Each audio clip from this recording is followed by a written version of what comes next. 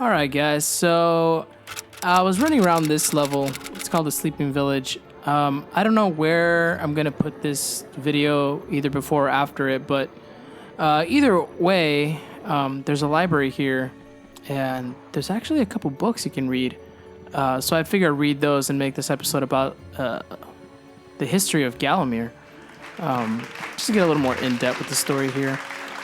For those of you that are actually interested in the story, of course you can always read this up probably on a wiki or whatever, but yeah, let's see what it has to say. History of Gallowmere, Volume 1. During the dark time that was Gallowmere's not too distant past, it was King Peregrine who thwarted Zarok the Necromancer and his plan to enslave the land. Zarok, once the king's mage, had fallen out of favor with the ruler for conducting outlandish experiments on the bodies of the dead. It was said that deep within Peregrine's castle, the dead were restless. The dead are to be honored, not kept as the playthings of alchemists, declared King Peregrine, as he banished Zarok from the castle. All of Zarok's living dead were routed out and destroyed. Zarok, being an unforgiving soul, went into hiding and vowed to wreak his revenge on the king. Okay. Alright. History of Gallowmere, Volume 2. Rumors of ill-doing and dark deeds abounded throughout the land of Gallowmere. It was whispered that Zarok had employed the aid of shadowy demons to help build a vast castle. Under the cover of night, Zarok's dark army spilled forth from their corrupted haven. The army marched south across the Silver Mountains and through the Silver Woods. Soon afterwards, even the Pumpkin Lands belonged to Zarok. The folk of Gallows Town cried out for help. "Save us, good King Peregrine." Retaliation was swift and violent. King Peregrine's forces, led by the brave Sir Fortesque, drove Zarok's army back from Gallows Town. There was much rejoicing, but the war was not yet over. Yeah, I'm probably mispronouncing a bunch of these words, but oh well. Where are we? Oh yes, number 3. Come on now.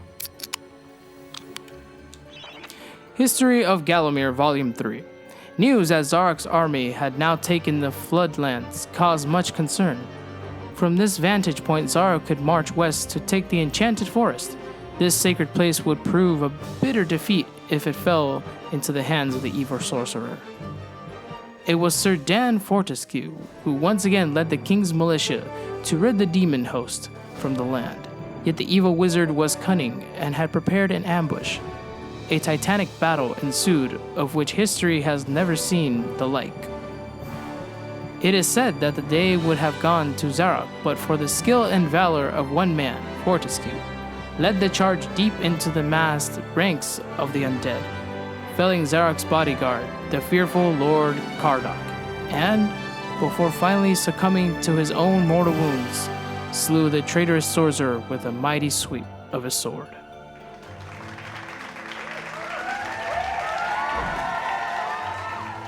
History of Gallowmere, Volume 4. The forces of evil were destroyed, but at a terrible price. None but a handful of the king's militia returned from that field. Gallowmere lost a whole generation of young men that day, including Kenny Tim, the legendary crossbowman, and Fortescue's second-in-command, who fell in the first Valley of Arrows. Zarok's body was never found, though if it lies unmourned in an unmarked grave, then no one in Gallowmere would shed a tear. The shadow demons that had fallen under Zarok's banner were unnatural creatures that did not belong in the world of mortal men. The king declared that they be banished, entombed under the pure earth of the enchanted earth. Imprisoned within an impregnable box of the king's design, the demons were buried deep underground. Their tomb was sealed with a magical device, come to be known as the Shadow Artifact. Alright. I think there's a few more. Let's see here. Probably this one right here. Tourist Guide to Gallowmere, Part 1. The land of Gallowmere is a wondrous land of breathtaking sights and adventure. If its beauty you are looking for, be sure to check out the sights of the Enchanted Forest. Scale the heights and see the nests of giant dragon birds. Seek out weird and wonderful plant life. go oh and ah at the sight of baby dragon toads splashing about in the crystal clear ponds. Why not take a walk through the Pumpkin Valley? Pumpkin is Gallomere's favorite dish, and about now the valley is just bulging under the weight of young podlings awaiting harvest. Tourist Guide to Gallowmere Part 2. If it's mystery you're looking for, then the seasoned adventurer should travel to the ruins of King Peregrine's castle. Yes, this is the fortress from which the fabled King Peregrine once hailed. It is said that the king's crown was lost in the dungeons below the castle, and that the ghost of the regent himself now haunts those cold stone passageways. Spooky. Why not take to the swamps and seek out the mythical town of Mellowmead? Or Mellowmead. I don't know. Wait, I think there was a little bit more. Sorry, guys. This place was once said to be the place of fantastical arcane alchemy, but an age has passed since it was consumed by the murky swamps. Perhaps great treasure awaits any adventurer that can locate its watery resting place. Let's see here. I think there's one more. Should be this one right here. Heroes from History, a retrospective. Chapter 1. In addition to being the strongest man who ever lived, Stanyard Iron Hewer was unsurpassed in his skill as a blacksmith. He was equally happy pounding on his anvil at home as he was pounding on someone's head in battle. It was said that his only fear was the end of the village smithy as the focus of manufacture in favor of more centralized units. As if. Chapter 2. Born a humble peasant to one of the nomadic tribes from the Eastlands, Blood Moneth Skull Cleaver gathered an army of horsemen and swept over half the civilized world.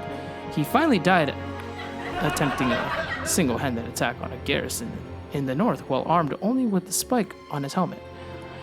He was the richest and most powerful peasant of his day. Chapter 3. Carl Sterngard spent most of his formative years under siege at his family castle. With his impregnable magic shield, Sterngard's motto was, "The best form of attack is defense." Sadly, his shield couldn't protect him against poor eating habits, and he died during a post-battle feast while swallowing a large sausage he had failed to chew. Chapter 4. Truly, the hero's hero, Woden the Mighty, was fearless, single-minded, and uncompromising. Unbeaten in combat, he inspired raw fear in friends and enemies alike, not to mention in close family members and pets. Chapter 5. Trained from birth in all forms of combat, Imazi Shogama was a warrior queen of a tribe of Amazons. The bold and the beautiful Shongama banished all males from their territory except the handful she kept on to mow the lawns of her people. Chapter 6.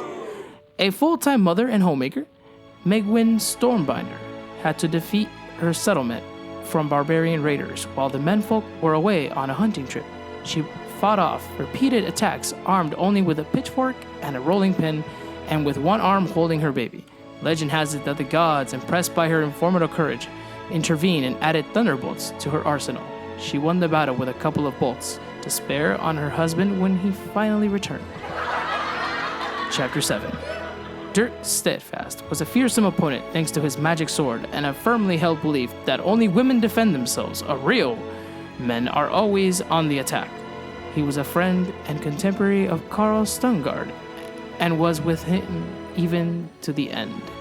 It was while Steadfast was explaining his views on Stungard's shield during a feast that the latter had his tragic and inexplicable accident. Chapter 8. Descended from the finest centaur bloodstock, Ravenhooves the Archer was the last prince of his people, a proud and haughty aristocrat. He was an accomplished hunter, sportsman, duelist, playboy, raconteur, and 3-time Derby winner. Chapter 9. Captain of the militia. In the time of King Peregrine, Sir Daniel Fortesque found fame when he killed the renegade wizard Zarok. A career soldier raised in the royal household, he was adored by the men under his command and renowned for his loyalty to Gallowmere. It was said that Fortesque was always destined for greatness. With his square jaws, stinging gaze, and thick shock of hair as black as raven's wings, he looked every inch the hero. Alright, well, there you have it, guys. A little bit of Gallowmere history for you guys. Of course, this is in the library in the town, of course, inside the level of the Sleeping Village. This book right here has to do with the levels, so I'll refrain from reading that right now. But yeah, I hope you guys enjoyed the video. Hope you guys enjoyed the history. And if you want to learn more, yeah, definitely look for the MediEvil Wikia. All right, I'll see you guys in the next episode. Take care.